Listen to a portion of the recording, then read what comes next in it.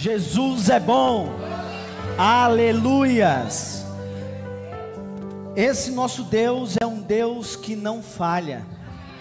É um Deus que vai além daquilo que nós pedimos ou pensamos. Romanos capítulo 8, verso 31. A palavra vai dizer assim: que podemos dizer diante de coisas tão magníficas quanto estas? Se Deus está do nosso lado, quem é que pode estar contra nós?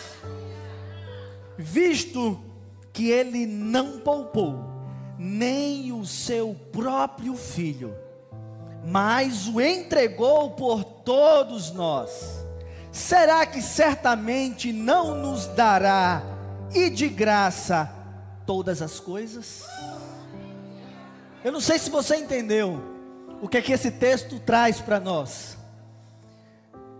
Aqui ficou revelado para mim e para você que a sua importância, o valor que Deus traz para você, vai além do que você pode imaginar. Se eu perguntar para um pai qual o valor que tem a vida do seu filho, se eu perguntar aqui a Patrick, quantos reais você quer pelo seu filho? Com certeza não poderá ser mencionado, não será mensurado o valor de um pai para com o filho. E Deus acabou de declarar que Ele não poupou nem o que Ele tinha de mais precioso. Será que se depois de Ele dar o que Ele tem de mais precioso, não te dará todas as outras coisas?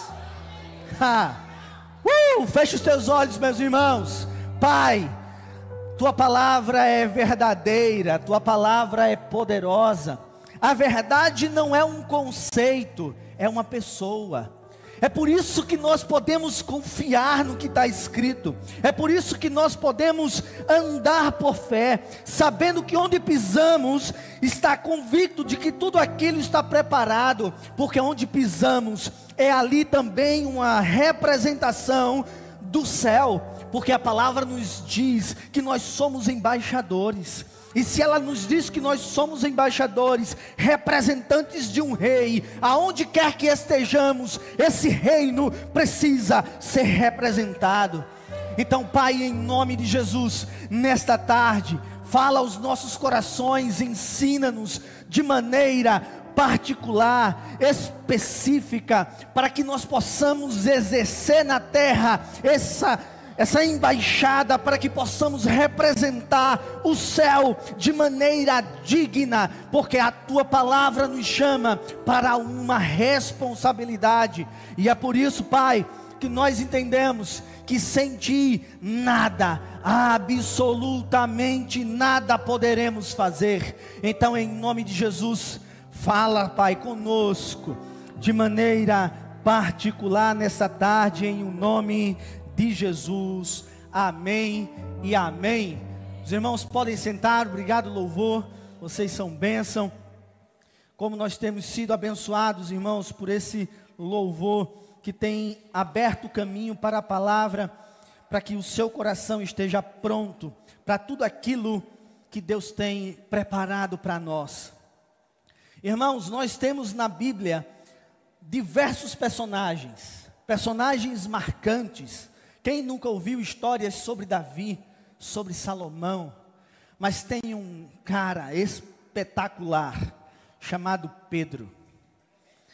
Pedro é um cara que muitas pessoas aqui se identificam. Muitas pessoas aqui, olhando para a vida de Pedro, para a sua história, para a sua trajetória, vai em algum momento se identificar com ele. É só eu ou tem mais alguém aqui? Amém. Eu pensei que era só eu que se identificava com ele.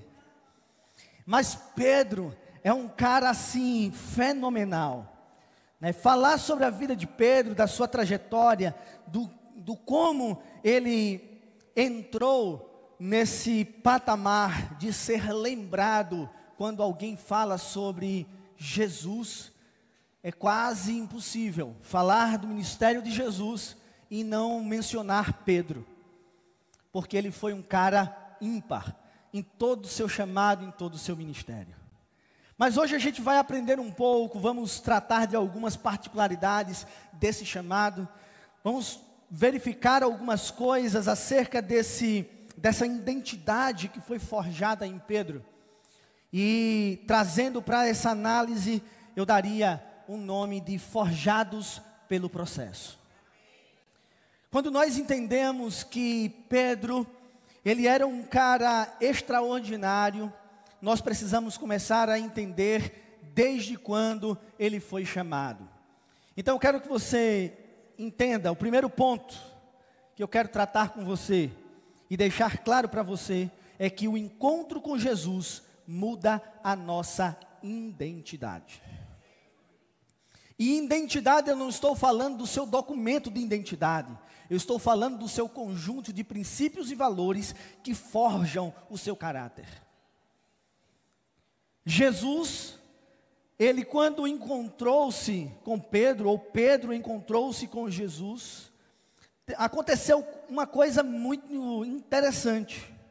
João capítulo 1, versículo 41 e 42 na RA, a gente vai ver bem isso tudo que aconteceu com Pedro. João capítulo 1, versículo 41 e 42.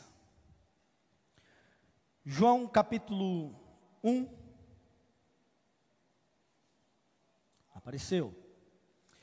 Ele achegou primeiro o seu próprio irmão, Simão, a quem disse: achamos o Messias, que quer dizer Cristo. E o levou a Jesus. Olhando Jesus para ele, disse: tu és Simão, o filho de João. Tu serás chamado Cefas, que quer dizer Pedro. A primeira coisa que Jesus fez, o primeiro contato, o primeiro comando que ele dá a Pedro, quando ele encontra, não era discípulo, não era nada. A primeira vez que encontrou com Jesus foi o seu irmão, e o irmão de Pedro traz ele e apresenta a Jesus: olha, encontramos o Cristo. E a primeira coisa que Jesus disse: olha, você não vai ser mais chamado de Simão, a partir de agora, você é Pedro. Primeira coisa que acontece com você quando você se encontra com Jesus, a primeira mudança é no seu nome. Porque, convenhamos, quando alguém se converte e começa a andar pelos princípios que regem a palavra, já não é mais Danilo, é o irmão. Então, quando Danilo faz alguma coisa fora do prumo, eita, ó o irmão, ó, é porque é crente, se não fosse, hein? É assim ou não? É ou não? Pronto. Então, a partir desse momento, o seu nome foi mudado. Você agora representa Cristo. Você agora tem uma representatividade aonde quer que você esteja. E pensando por esse ângulo, nós vamos ver que isso não aconteceu apenas com Pedro. Nesse ato profético de mudar o nome. Daqui a pouco eu vou falar o que é que significa.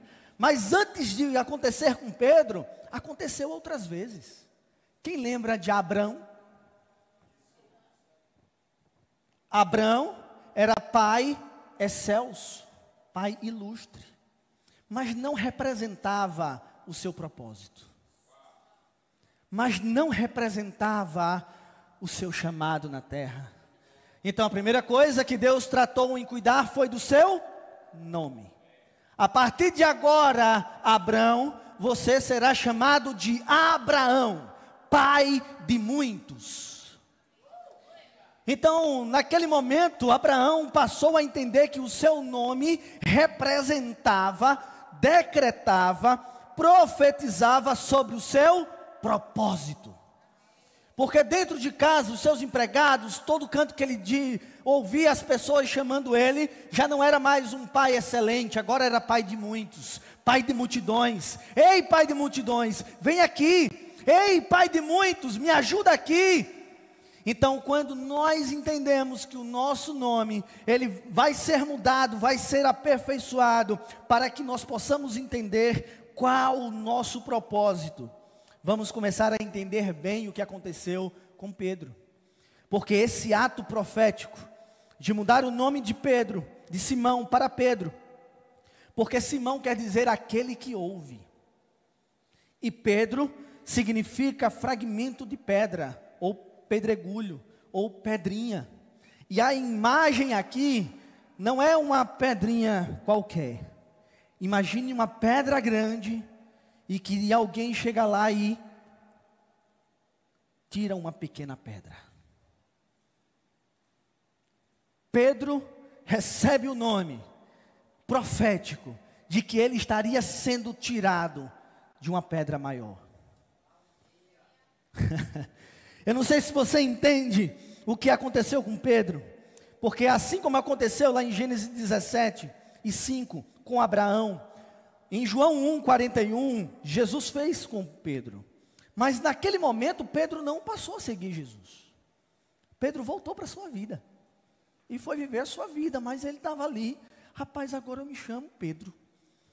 Eu me chamo Pedro, mas por que será que ele disse que agora eu não sou mais Simão? Não é?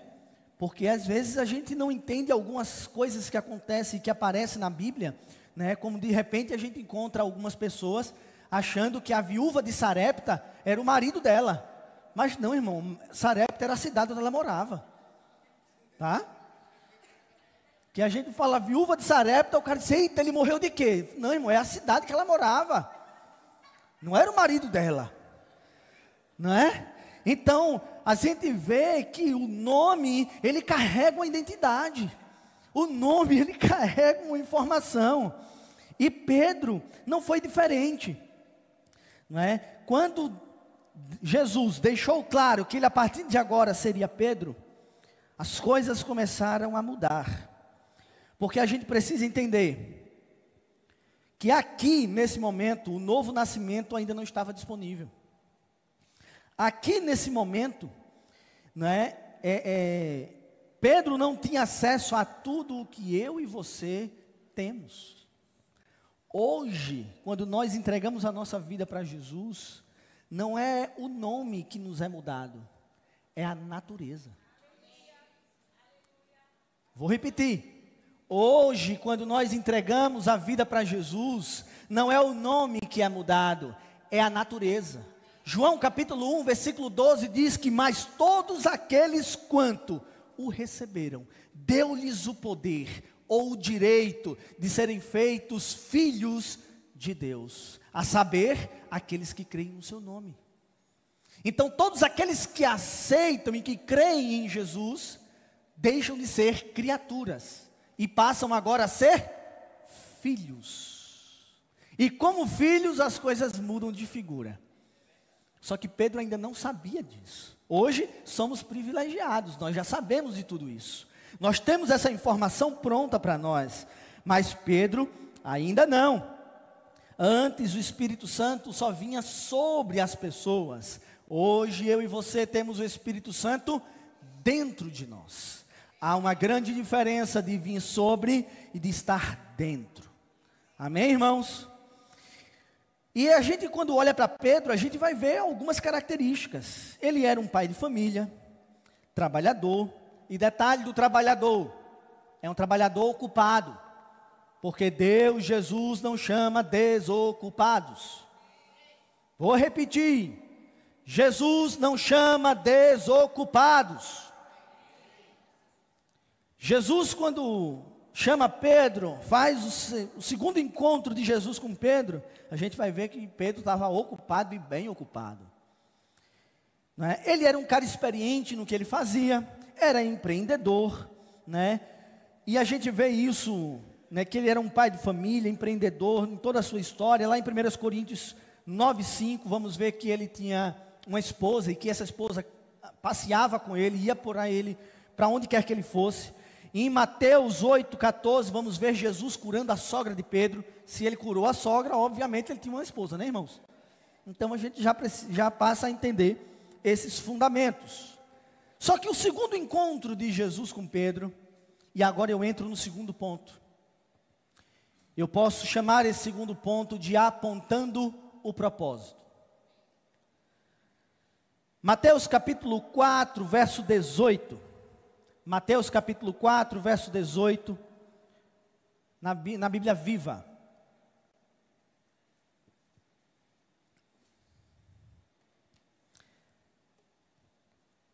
A Bíblia vai falar assim: um dia, quando estava andando à beira da praia do mar da Galileia, Jesus viu dois irmãos, Simão, também chamado Pedro.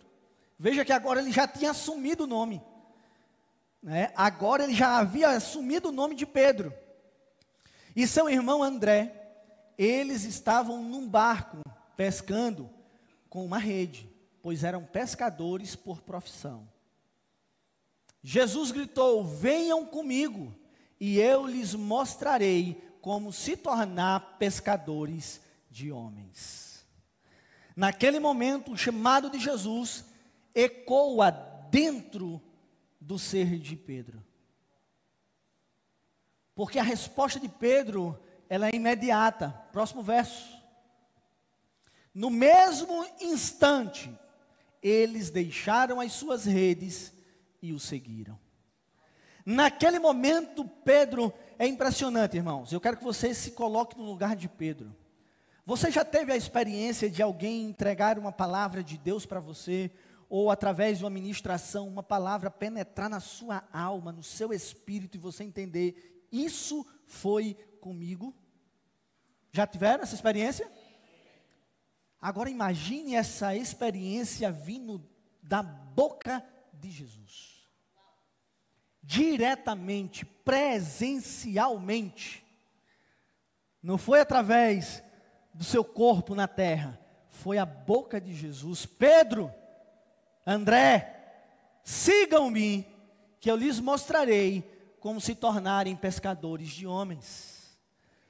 Irmãos, isso aquece o meu coração, porque isso começa a aquecer de uma forma que a gente entende que o nosso propósito na terra não é ser servido, é servir.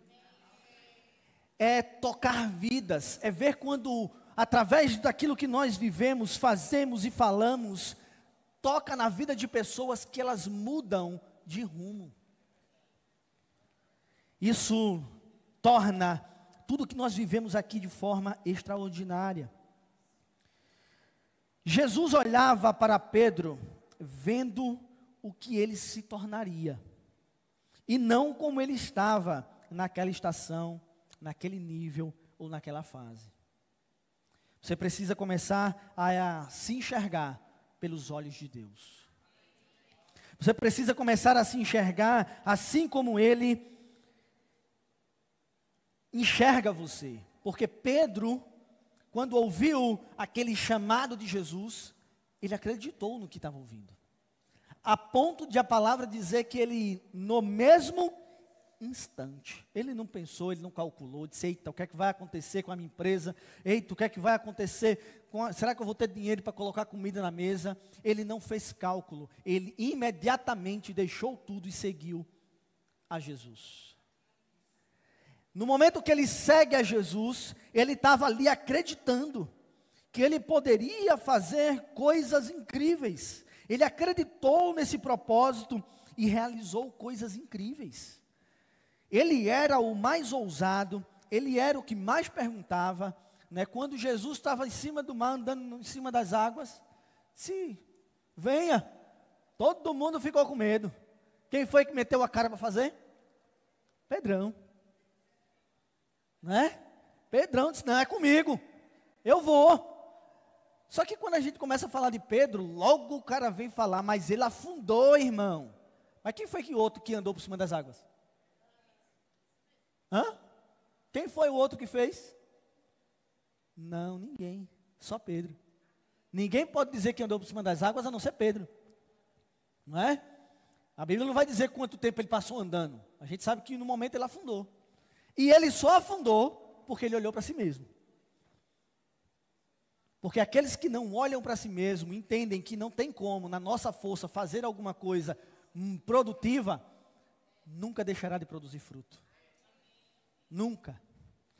Então, Pedro acreditou no que Jesus falou acerca dele. Pedro acreditou no que ele havia ouvido. E ele realizou coisas extraordinárias. Mas eu quero entrar no ponto 3, que eu quero me atentar no último ponto. O ponto 3 é o calor da forja. Eu não sei se você sabe o que é uma forja. mas eu vou dizer para você agora. Você entra aí no Instagram e bota assim, forja de facas. Você vai ver o processo de forja de uma faca. Pega um metal bruto, aquece no fogo, bota em cima de um outro ferro lá, que esqueci o nome agora, e começa a bater, para moldar a faca. E esse processo, ele vai passar por um processo de têmpera, e até chegar no ponto de afiação. Irmãos, a nossa vida, ela é exatamente dessa forma. No momento que você entende que você tem um propósito, no momento que você entende que você não está aqui por acaso, no momento que você entende que quando você entrou por aquelas portas, você não está aqui à toa. Há uma palavra para você nesta tarde. Há algo que Deus quer despertar no seu coração. Há algo que precisa ser ativado dentro de você, porque eu quero que você entenda que quando nós nos calamos, alguém vai falar. E porque nós temos nos calado, temos ouvido o que não queremos ouvir. Quando eu e você entendemos o chamado que nós temos em Deus, nós vamos passar por essa forja, entendendo que esse processo nos tornará melhores, nos tornará aptos a desenvolver tudo aquilo que Deus tem para nós. Porque nesse momento do ministério de Jesus, Pedro está passando ali um processo de forja, ao lado do mestre. São 3 anos e meio vivendo com Jesus. Tem gente, irmãos, que até mesmo vivendo 3 anos e meio com Jesus, ainda vai precisar de ser forjado. Agora, não se assuste. Se você que está, virou dinocrente, chegar um novo convertido e passar na sua frente. Porque não está no tempo de crente, de convertido que você tem. Está o quanto você dá de crédito à palavra que você está recebendo. Este é o segredo. O tempo da resposta de Deus à sua necessidade é exatamente o tempo da sua resposta ao mandamento que Ele tem para você. Se você não cumpre o que Ele já lhe pediu, não espere o segundo passo. Não vai chegar o segundo comando enquanto o primeiro não foi obedecido. Não dá para pular de fase. Entende, irmãos? Estão aqui? Marcos capítulo 14, verso 29. Nós vamos ver aqui um Pedro impulsivo, um Pedro inconstante, um Pedro sanguíneo, um Pedro que não mede palavras. Pedro disse a ele: eu nunca o abandonarei, não importa o que os outros façam. Eu não vou nem ler o próximo verso. Isso é o posicionamento de Jesus, de Pedro, depois de Jesus, dizer que ia ser entregue nas mãos dos homens para ser crucificado. Pedro impulsivamente diz: eu não te abandonarei. Mateus capítulo 26, verso 73. E aqui a gente entra num ponto extraordinário da história de Pedro. Porque a gente vai precisar entender, irmãos, que aquilo que a gente vive em Deus representará nosso desenvolvimento com Ele. Quanto mais perto de Deus, mais parecido com Ele precisamos estar. Mateus capítulo 26, verso 73 vai dizer: mas Jesus permaneceu calado. Nisso, não, esse é 63. Eu já ia dizer, se não foi esse texto não, é 73. Agora, pouco depois, os homens que estavam ali vieram a ele e disseram: nós sabemos que você é um dos discípulos dele, pelo seu modo de... Eita, até o seu modo de falar te denuncia, vaso. As pessoas vão te reconhecer até pelo seu jeito de falar. Quando você anda com Jesus, querendo você ou não, o que sai de Jesus para a sua vida, marca a sua vida, aponta as pessoas te reconhecerem. Querendo você ou não, não adianta querer ser agente secreto, não. Não é crente 007. Aquelas bíblias pequenininhas que cabem no bolso. E agora com o celular, pronto, nem Bíblia traz mais. Né? Mas não adianta não, quando abre a boca, em algum momento, estou é crente, né? Quando isso acontece, você estando numa posição honrosa, maravilha. Mas quando você está aprontando alguma? Hã? É o caso de Pedro. Pedro estava aprontando, irmãos. E não tem para onde você correr. Né? Eu me lembro de uma situação, assim que eu me converti, faz um tempinho já. Terça-feira de carnaval de 2000, foi o dia da minha conversão. Logo após, entrei no discipulado e surgiu uma pergunta: crente pode beber ou não pode? E essa pergunta ecoava, era uma discussão, e era aquele bate-papo, e aquele debate, até que chegou um presbítero, eu me converti na Assembleia de Deus, e o presbítero olhou para a gente e disse: você pode beber. Aí eu disse: agora deu certo, agora complicou, pode beber, irmão. Sim, meu irmão, como é que eu posso beber? Me explique. Se você pode beber aonde o Espírito Santo não estiver vendo. Captou a mensagem? Você pode beber aonde o Espírito Santo não estiver vendo. Ou seja, em lugar nenhum. Matou a conversa, matou a charada e acabou o papo. Amém, irmão? Aleluia. Então a gente precisa entender que Pedro, deixa o texto lá. Cadê o texto? Pouco depois os homens que estavam ali vieram a ele e disseram: nós sabemos que você é um dos discípulos dele, pelo seu modo de falar. Próximo verso. Pedro começou a amaldiçoar e jurar: eu não conheço este homem. E imediatamente o galo cantou. Então Pedro lembrou-se do que Jesus tinha dito: antes que o galo cante, você me negará 3 vezes. Então saiu chorando amargamente. Essa já é a 3ª vez que ele estava fazendo isso. Eu fui logo para o último para poder aliviar. Mas era a 3ª vez que Pedro já estava negando Jesus, e nesse momento ele caiu em si. E a Bíblia diz que ele saiu chorando de forma assim ponderada. Não foi isso? Foi ponderado? Amargamente. O amargamente aqui a gente pode trazer a consciência de que ele talvez tenha se arrependido. E o peso do seu pecado tenha cingindo seus lombos. E para Pedro, dentro dele, estava tudo acabado. Eu traí o homem que acreditou em mim. Eu quebrei a aliança com quem depositou tudo o que tinha nas minhas mãos. Então Pedro olhava para si e diz: eu não mereço mais ser chamado de discípulo.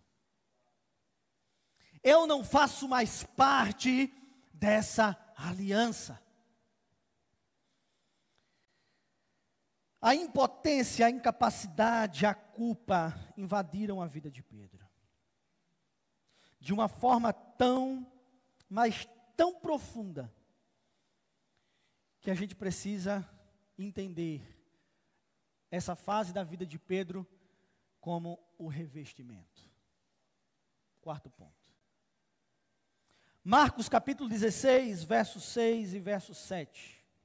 O que eu quero dizer para você é que depois que Jesus morreu naquela cruz, entregou a sua vida, morreu e ressuscitou, na sua ressurreição, ele inaugura um tempo de graça.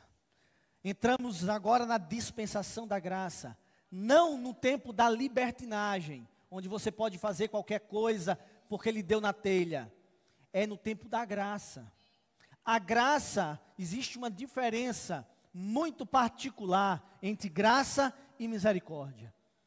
Essa diferença é: a misericórdia, você não vai receber o que você merece, que é o inferno. A graça te dá o que você não merece, que é o céu. Então, entramos num tempo da graça, e nós desfrutamos desse tempo até hoje. E Jesus faz questão, a Bíblia faz questão de deixar isso claro para você. Um deslize que você cometa, não considere o fim da sua vida. Entenda que há perdão em Jesus. Agora há perdão e misericórdia para aqueles que abandonam e deixam. Provérbios 28, 13. Aqueles que abandonam e deixam encontrarão misericórdia. Olha o que o texto vai dizer. Mas o anjo disse: não fiquem com medo. Vocês não estão procurando Jesus, o Nazareno, que foi crucificado? Ele não está aqui. Ele ressuscitou. Vejam o lugar onde ele estava, o seu corpo. Agora vão e digam aos seus discípulos, incluindo... meu irmão, eu não sei se você percebeu o que está dizendo aqui. Agora vão e digam aos seus discípulos, incluindo Pedro: Jesus vai adiante de vocês para a Galileia, vocês o verão ali, tal como ele lhes disse. Pedro já não se considerava mais discípulo, mas Jesus nunca deixou de enxergá-lo o que ele seria. Jesus nunca deixou de considerar quem ele seria. Então não defina as pessoas por um erro que eles cometeram com você. Entenda que você precisa buscar em Deus uma coisa chamada domínio próprio, para que você perdoe, porque se você não perdoar, meu irmão, você também não será perdoado. Não deixe o que as pessoas fizeram a você paralisar a sua jornada em Cristo. O que as pessoas fizeram a você, é elas que são responsáveis. Mas não torne o que elas fizeram uma âncora para paralisar você e estacionar você no seu propósito.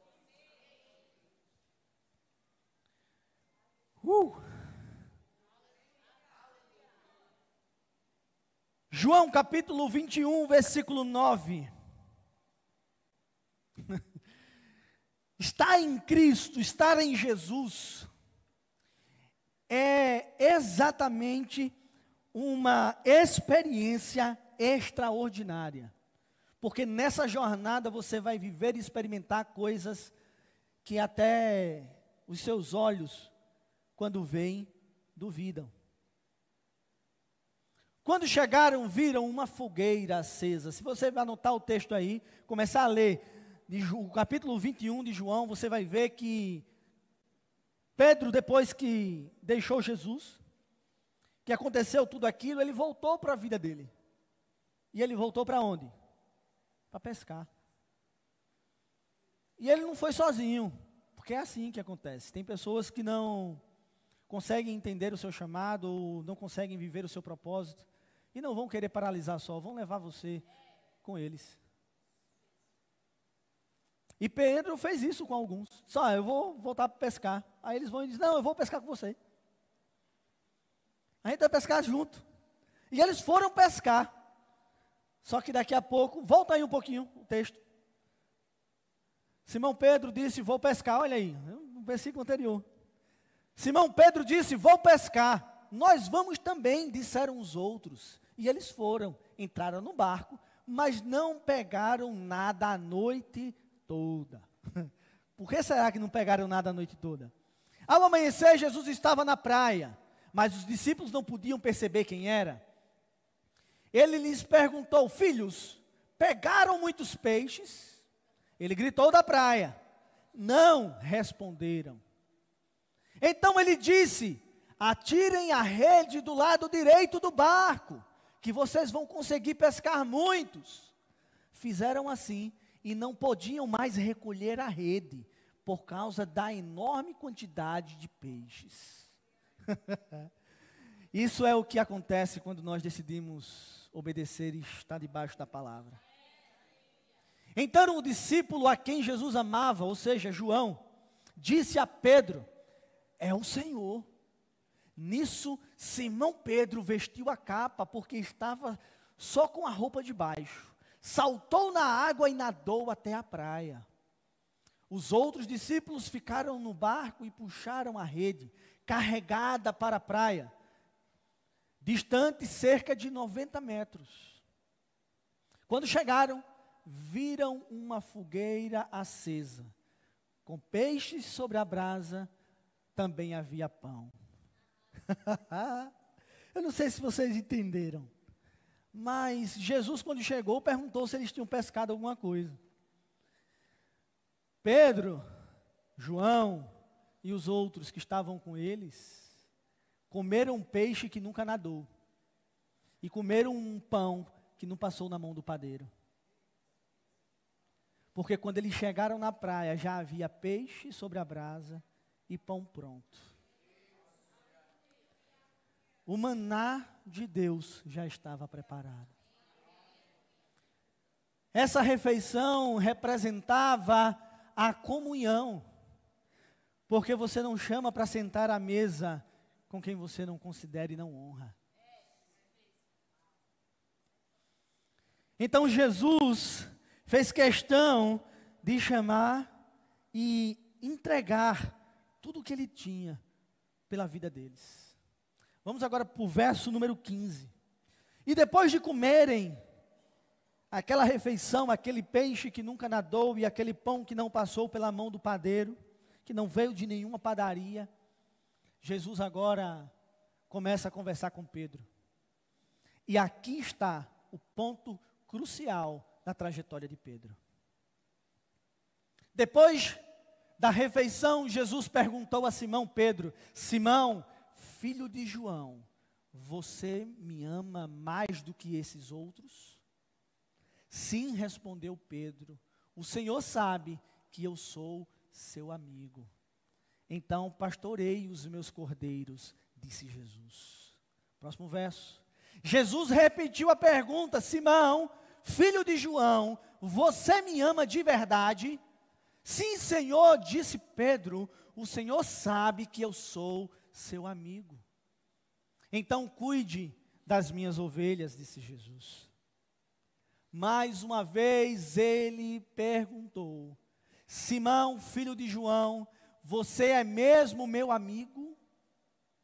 Pedro ficou triste, porque Jesus fez a pergunta pela terceira vez.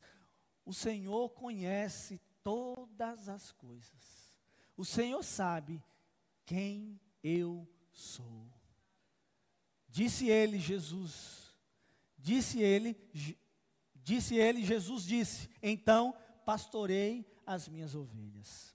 Sabe qual é o detalhe desse texto? É que no original essa palavra, você me ama, esse ama aqui, Jesus quando pergunta a palavra, Pedro, você me ama, a palavra do original é agapau, que é uma partícula da palavra ágape, que é o amor sacrificial de Deus para conosco. Então o que Jesus estava perguntando era: você me ama a ponto de entregar a sua vida por mim? E a resposta de Pedro foi: eu te amo, Filéu. Filéu é a palavra representada por amizade, por amor entre amigos. Tu sabes que eu sou teu amigo. Tu sabes que eu te filéu. E Jesus pergunta a Pedro pela segunda vez: você me agapau? E ele: tu sabes, filéu.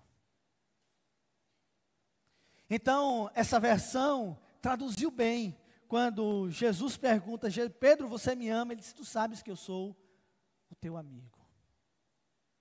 Só que isso aqui é muito mais profundo na língua original, porque representa uma extensão do que Jesus era para Pedro.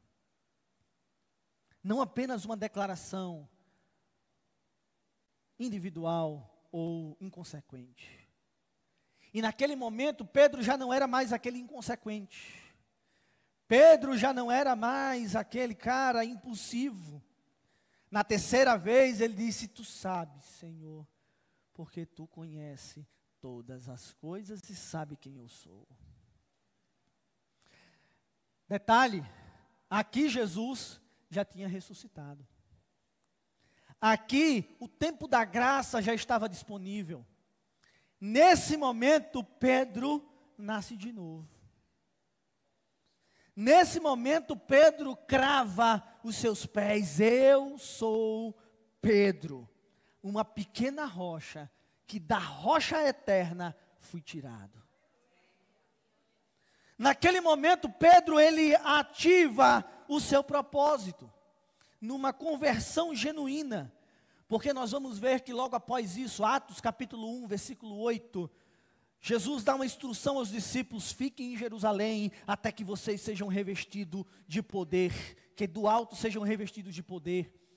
E a Bíblia diz que desceu o Espírito sobre todos aqueles, e ali aconteceu o Pentecostes. E todos foram cheios do Espírito Santo, inclusive Pedro. Então Pedro surge firme, constante, de quem era em Jesus, né, consciente. Pedro surge ali constante e consciente de quem agora ele era em Jesus. E o detalhe aí que agora ele estava cheio do Espírito Santo. Agora eu quero que você entenda o que é que você pode fazer sem Jesus e o que você agora pode fazer com Jesus. Eu quero que você entenda que agora o Espírito Santo dentro de você te capacita a fazer coisas que antes você nem sonhava. Te dar a habilidade de entrar em lugares que antes estavam fechadas as portas. Te habilita a falar coisas que antes você não tinha consciência de que dominava. Porque o Espírito Santo agora estava dentro. Atos capítulo 3, verso 2. Atos capítulo 3, versículo 2, vai mostrar o que acontece quando você se deixa ser forjado pelos processos. A ousadia de quem sabe quem é, que está cumprindo o seu propósito, é essa que Pedro aqui exerce nessa passagem. Quando eles se aproximavam, viram um homem coxo de nascimento ser carregado pela rua, a ser colocado ao lado da porta do templo chamada Formosa, como era seu costume todos os dias. Quando Pedro e João estavam passando, o pobre homem pediu-lhe esmola. Os dois olharam bem para ele. Então Pedro disse: olhe para nós. O coxo prestou atenção neles, esperando uma esmola. É como se ele estivesse lá e estendesse a mão para receber alguma coisa. Mas Pedro disse: não tenho prata, nem ouro para você, mas o que eu vou dar, mas eu vou dar outra coisa, uma outra coisa que eu tenho. Em nome de Jesus Cristo de Nazaré, eu te digo, ande. Pedro pega na mão do coxo, a Bíblia vai dizer que ele é um coxo de nascença, então ele não sabia como era andar, tá certo? E o próximo verso vai dizer, próximo verso. Com isso Pedro tomou o coxo pela mão e o ajudou a levantar-se. Ao fazer isso, os pés e os tornozelos do homem foram curados e ficaram tão fortes que ele se levantou de um pulo e começou a caminhar. Então, caminhando, pulando e louvando a Deus, entrou no pátio do templo com eles. Esse aqui é o panorama da vida de qualquer um de nós. Que panorama é esse, Márcio? Uma pessoa que não entendia quem era Jesus, metia os pés pelas mãos o tempo todo. Tem um primeiro encontro com Jesus, depois Jesus mostra para ele o seu propósito, ele vai sendo forjado, vai sendo trabalhado, vai sendo preparado, até o dia que ele entende e se entrega sem reserva.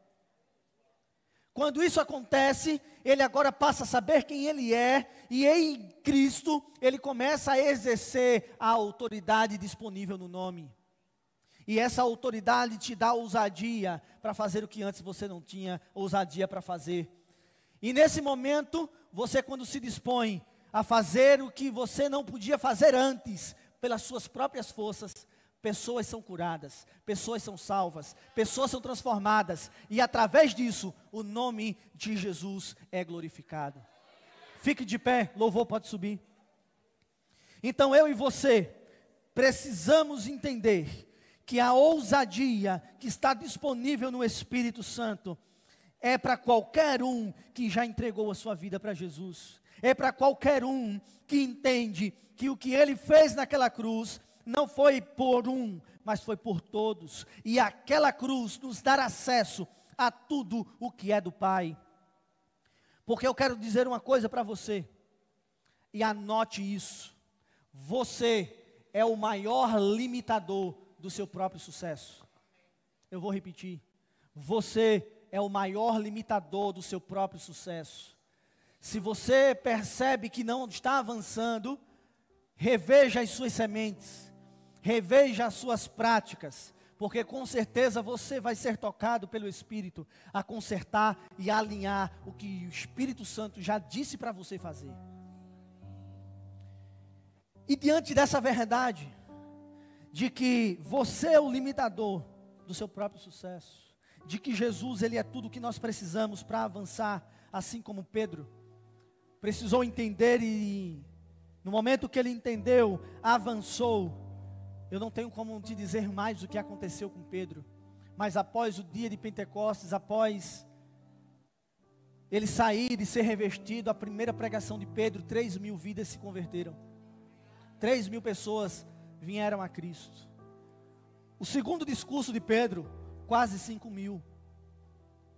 Então entenda, você pode ser uma bomba no inferno, quando você se deixar ser completamente do Senhor. Diante dessa verdade, tem alguém aqui que ainda não entregou sua vida para Jesus e que deseja nesse momento entregar a sua vida? Tem alguém que já entendeu que Jesus é tudo que nós precisamos, que aquele sacrifício é um sacrifício de amor, é um sacrifício que nos coloca numa posição que nós sozinhos não podemos chegar, e que essa posição nos dá acessos à salvação, a desfrutar de um Espírito que nos capacita a ter uma vida de santidade, a uma vida de sucesso, uma vida de prosperidade. Tudo começa com uma decisão de se entregar ao Senhor Jesus. Tem alguém que quer entregar sua vida para Jesus? Levante sua mão, faça um sinal, nós queremos orar por você. Se você em algum momento entregou sua vida e se afastou e está distante do Senhor e quer voltar hoje, essa é a oportunidade que você tem. Você não está aqui à toa, você não veio aqui por acaso, você tem essa oportunidade que foi preparada para que você ouvisse o que você ouviu hoje, nas mãos de um Deus que entregou tudo o que tinha de mais precioso.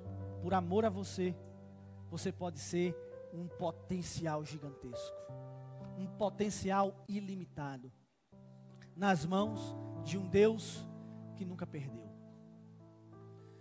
Se tem alguém, agora é a sua hora. Se não há, então sejam abençoados pela prática da palavra.